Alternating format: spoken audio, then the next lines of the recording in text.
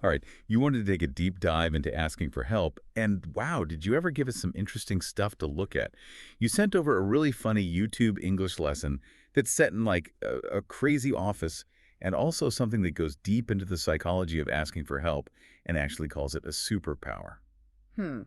Two very different ways to look at this, but both are all about this skill, which is, when you think about it, surprisingly complicated. So true. The one on YouTube is from English Podcast Zone.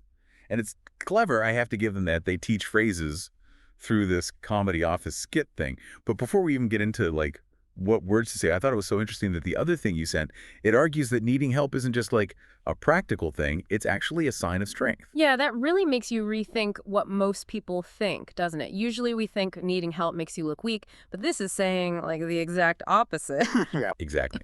It says straight up, admitting you don't know something shows you're confident. Like Yeah. you value what other people know, and that's how we all learn, right? But, okay, I'm getting ahead of myself. Let's start with that YouTube video. Yeah, let's do it. Okay, so picture this, all right. A new employee, they call her Rachel, is in this totally insane office, like crazy busy, papers flying everywhere, and she needs help so bad. But she's trying to be all polite, using all the phrases from this English lesson, but everyone is like blowing her off. It's so funny, but I bet we've all been there, right? Oh, yeah, for sure. Total newbie at work situation. Always good for a laugh, maybe some flashbacks too, cringy ones. Oh my God, yes. So Rachel starts with the classic, sorry to bother you, but the people she works with are all welcome on board, Yeah. which sounds all nice and friendly, but what they really mean is good luck, figure it out yourself, kid. Oh, yeah. You know how offices are. Total corporate speak. They're basically saying sink or swim, but like disguised as a welcome. Totally. And then she tries, excuse me, but can I bother you for a second? But nope, they're all like, I'm about to. This or that, always something. That I'm about to thing is interesting. Like, on the surface, it sounds fine, polite even, but usually people use it to, like, shut down the conversation even when a simple request is totally fine to ask. Yeah, that's such a good point. It's almost like we're all programmed to avoid being too direct, even when being direct would be way more efficient. And poor Rachel, she even tries, sorry to interrupt, but still nothing. Nobody's got time for her. Shows you how much, like, interrupting makes people uncomfortable even when it's totally necessary. Totally. And it's so funny because we've all been there.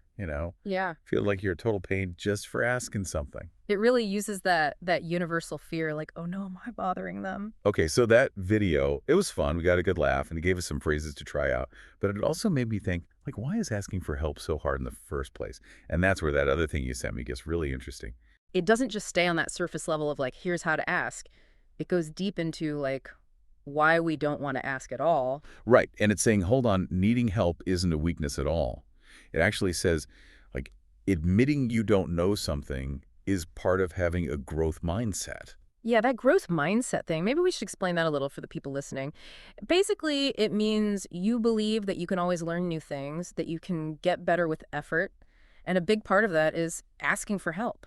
That makes a lot of sense. So it's like if you have that mindset, asking for help becomes like a way to get better at something. This article even says it helps to make communities stronger. Like think about when you've helped someone. Didn't that feel good? Oh, for sure. Helping someone definitely gives you like a good feeling. It makes you feel connected, like you belong. Makes you wonder if our brains like evolved to help each other out. Like maybe it's actually good for us biologically to help each other. Oh, yeah. There's definitely research on that, like cooperating, helping others. Those things actually helped us survive as like a species. Wow, that's super cool. But okay, let's be real. There's still that fear, right? Yeah. Like what if people think we're, I don't know, incompetent or annoying? And that's where this article is really helpful. It gives us a way to understand those feelings, but also how to get past them.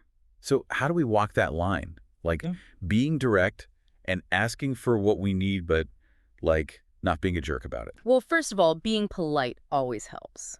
A please here, a thank you there can make a huge difference. Oh yeah, of course. Like it shows you're not taking the other person for granted, that you respect their time and all that. Right. It shows you're not taking the other person for granted, that you respect their time and all that. For sure. But it's not just, basic manners. It's also about like reading the room, wouldn't you say? Absolutely. Hmm. Timing, awareness, it's all important. Like you wouldn't go interrupt your boss in the middle of some big presentation to ask about, I don't know, the coffee machine. No, definitely not.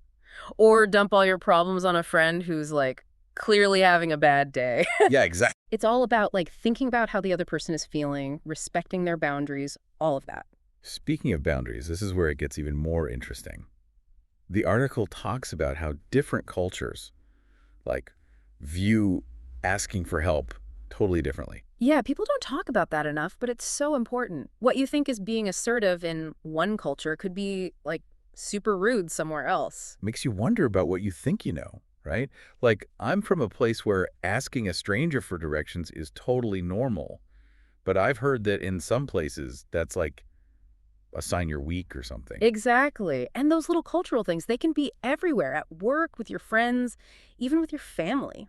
Okay, so remember Rachel from that office video, running around like, I don't know, a crazy person.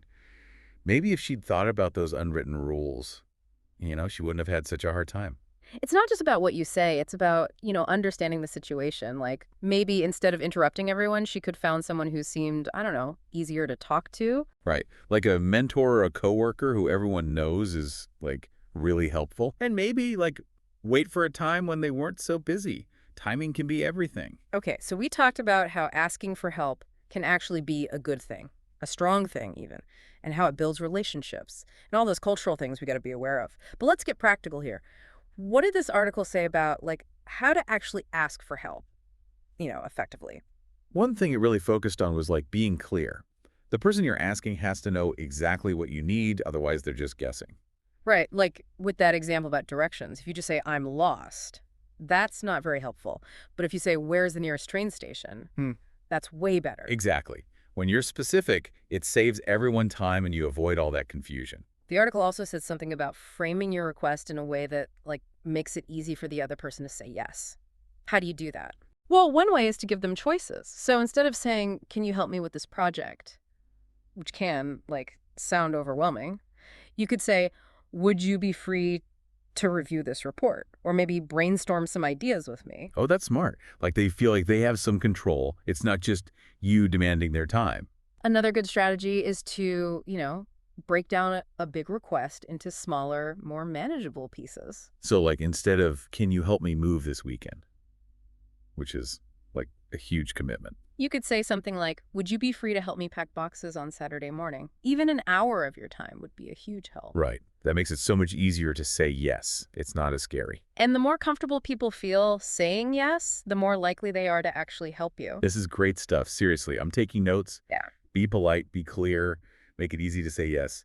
Anything else the article talked about? One thing that really stuck with me was how important it is to like acknowledge the other person's perspective.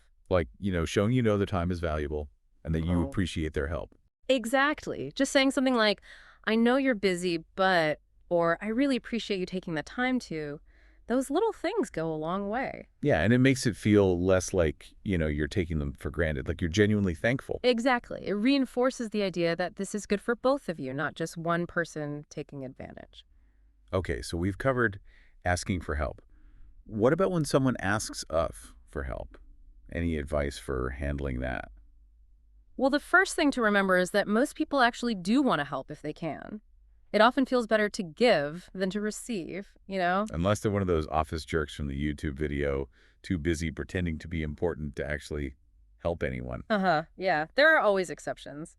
But most of the time, helping other people, it just makes you feel good. Like it releases those feel-good chemicals in your brain. It makes your relationships stronger. It just makes you feel good about yourself. It's like that saying, it's better to give than to receive. Right. So if someone asks you for help and it's something you can do, try to say yes. But what if you're, like, seriously swamped? I mean, what if you're drowning in deadlines and your kids need to be picked up and your cat is having a meltdown? You can't be everyone's savior, right? No, of course not. And that's where, like, being clear about what you can and can't do is so important. So it's okay to say no. Absolutely. But the key is to say it in a way that's, nice and respectful. You can acknowledge their request, explain why you can't help, and maybe offer another option. Like, hey, I'd love to help, but this week is crazy. Could we maybe talk next week and see what's possible then? Perfect. You've shown that you heard them, you've explained your situation, and you've kept things open for later. Everyone feels good. I like that. This is all so helpful. It's like we're not just talking about asking for help. We're talking about like how humans interact in general. That's what's so interesting about this topic, right? It covers so much: communication, psychology, even like different cultures. Okay, let's zoom out for a second. What's the big picture here? What should people listening take away from all of this? I think the main idea is that asking for help when you do it right is a really powerful thing. It helps you grow, it helps everyone grow.